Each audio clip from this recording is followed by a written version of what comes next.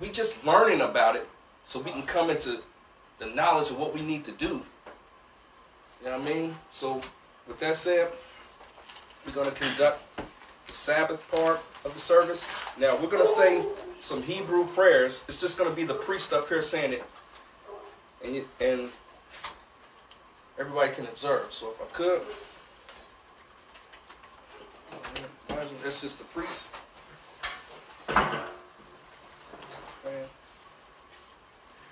Second priest will blow the shofar.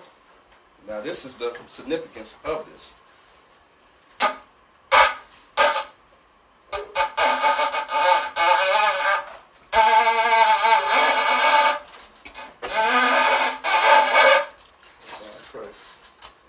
So we're going to do a modified version of the service. Did you hear that hideous, absolutely hideous sound? Let's listen one more time.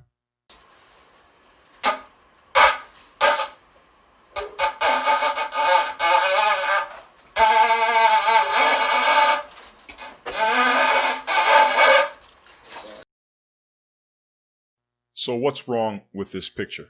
Two things. First, you have brothers claiming they are not Jewish and they don't follow Jewish customs, when in fact they are following Jewish customs and they don't know it. There is actually no mention of a ram's horn anywhere in Torah. The ram's horn is a Jewish invented tradition mentioned in the Talmud and in the Mishnah Berurah 586 and 1.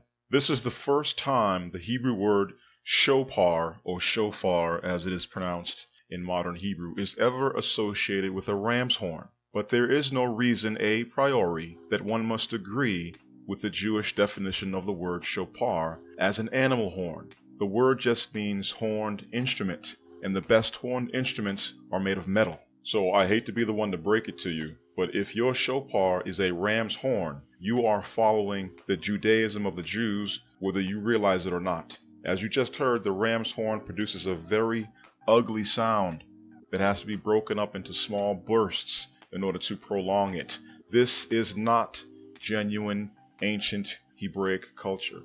It is the tradition introduced very late by converts. That's number one. Now for number two. The holiday observed annually on the first day of the seventh month is not called Feast of Trumpets in Torah.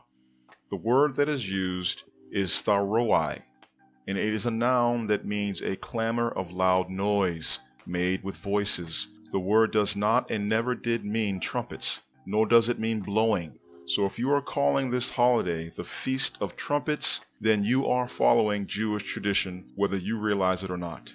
The correct terminology used in Torah, Leviticus 23 and 24, is Zacharon Tharoi, which means memorial of loud noise. It is also called Yom Tharoi in Numbers 29 and 1, which means day of loud noise. The law does not tell us to use trumpets at all. On this day, that tradition was invented by the Jews. Now, you do have lexicons, modern Hebrew lexicons, like the Strong's Concordance that everyone uses, that will define the word tharoi, which in these sources is pronounced teruah, as the sound of a trumpet. That is because your modern Hebrew lexicons are deferring to the Jewish tradition. The word itself does not mean blowing a trumpet.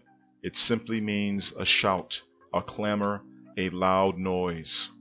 If you could step into a time machine and go back to the days of the temple, what you would have heard on this day was our people lifting up their voices to the top of their lungs in praise of the name Yahweh. Instead of that hideous, constipated sound that a ram's horn makes, this is what you would have heard. Yahweh!